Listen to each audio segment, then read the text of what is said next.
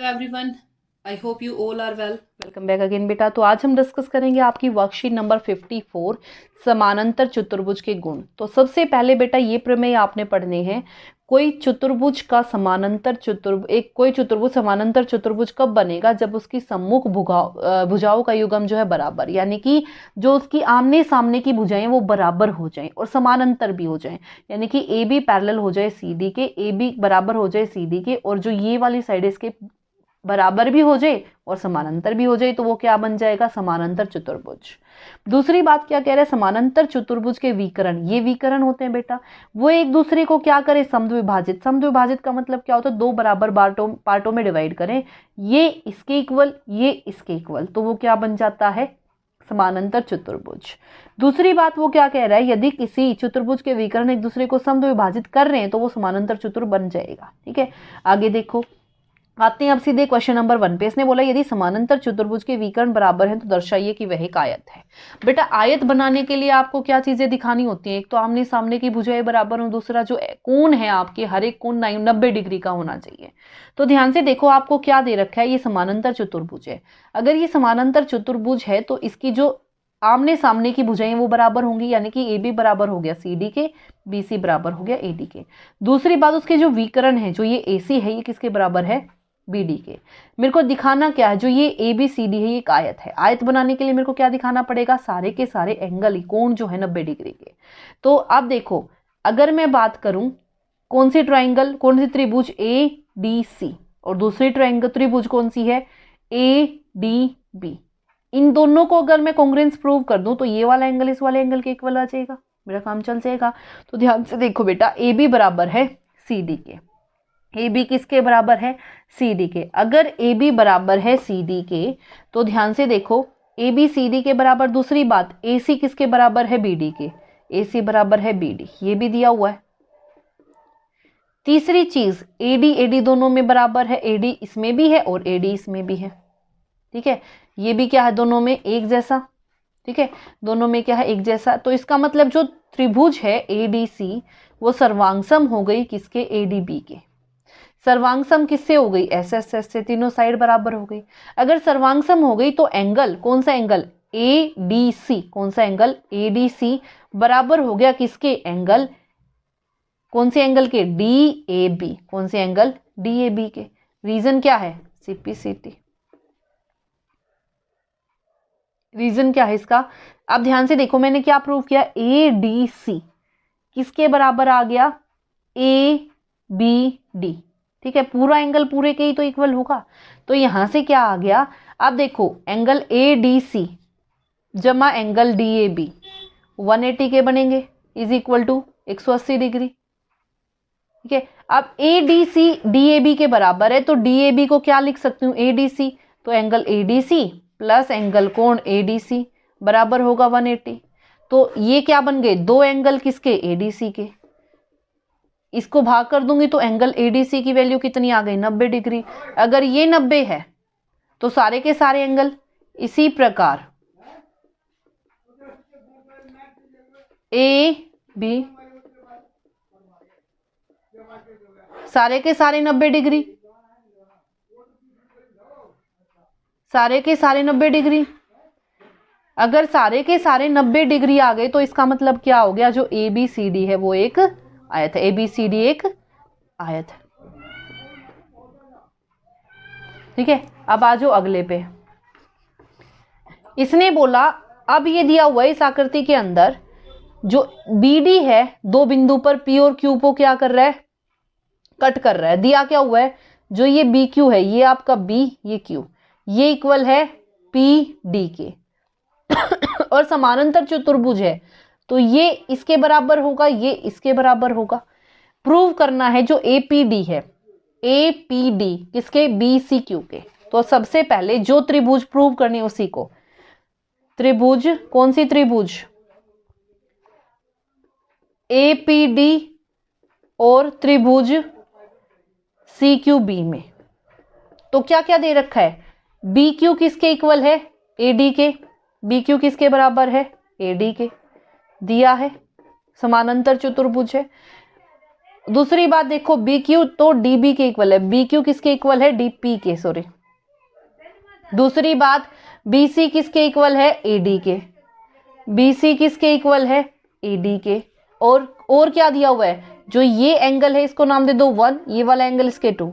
तो ये क्या कौन से एंगल हैं एक दूसरे के, एंगल 1 एंगल 2 के, कोण 1 कोण 2 के बराबर होगा। तो त्रिभुज ए पी डी जो है वो सर्वांगसम हो गया बी सी क्यू के। कौन से मेथड से, अगर ये त्रिभुज आपस में सर्वांगसम हो गई तो इसका मतलब यहाँ से जो ये साइड है इस वाली साइड के क्या आ जाएगी, इक्वल, यानी कि सी क्यू किसके बराबर आ गई, ए पी के। सी क्यू बराबर आ गई ए पी के, किससे, सी पी सी टी। ठीक है, अब आगे देखो इसने क्या बोला। अब इसने बोला कि जो ये वाली त्रिभुज है इस वाली त्रिभुज के इक्वल है, ये तो मैं प्रूव कर चुकी। अब ये दूसरी त्रिभुज, कौन सी त्रिभुज, तो क्या लिखोगे, त्रिभुज ए क्यू बी, जो नाम दिया हुआ है उसी में ए क्यू बी, और त्रिभुज सी पी डी में। तो पहले बी क्यू किसके बराबर है, डी पी के, ये दिया हुआ है बी क्यू किसके बराबर है, डी पी के। और क्या दिया हुआ है, जो ये आपकी ए बी है ये सी डी के बराबर है। अब जो ये वाला एंगल है इसको नाम दे दो 3, इसको नाम दे दो 4। तो एंगल 3 जो है एंगल 4 के बराबर है। जो दो आपकी समानांतर लाइन होती है उनका ये वाला एंगल और ये वाला एंगल बराबर होते हैं ना, इसी तरीके से। तो ये क्या बन गया, जो त्रिभुज ए क्यू बी है वो सर्वांगसम हो गई सी पी डी के, किससे, एस से। अगर ये दोनों त्रिभुज आपस में सर्वांगसम हो गई तो जो ये साइड है ए क्यू किसके बराबर आ गई, सी पी के, ए क्यू किसके बराबर आ गई, सी पी के, सी पी सी टी। ठीक है, अब देखो ये किसके इक्वल आ गई, इसके बराबर आ गई। तो जब इसके बराबर आ गई तो यहां से मेरे पास क्या कंडीशन बनी, जो ये पूरी की पूरी है, कौन सी फिगर, ये पूरी की पूरी, ये वाली साइड इसके बराबर, ये वाली इसके बराबर। जब सम्मुख भुजाएं क्या आ गई, बराबर आ गई, तो क्या आ गया वो समानांतर चतुर्भुज। ये मान लो 1 ये 2, तो क्या लिख दोगे, एक समीकरण 1 और 2 से जो ये बना है बीच में ए क्यू सी पी एक समानांतर चतुर्भुज है। आ गई बात समझ। अब आ जाओ अगले पे। अगला क्वेश्चन क्या कह रहा है, देखो अगले क्वेश्चन में क्या बोला। इसने बोला चतुर्भुज ए बी ई डी, जो आपका ये है, इसके अंदर क्या दिया, जो ए बी है वो डी ई के बराबर है, ए बी डी के बराबर भी है और समानांतर भी है। तो ध्यान से देखना, पहले में क्या प्रूव करना, ए बी ई डी समानांतर चतुर्भुज है। तो किसी चतुर्भुज की जब आमने सामने की भुजाएं क्या हो जाएं, समानांतर हो जाएं और बराबर हो जाएं, तो वो क्या बन जाता है, समानांतर चतुर्भुज।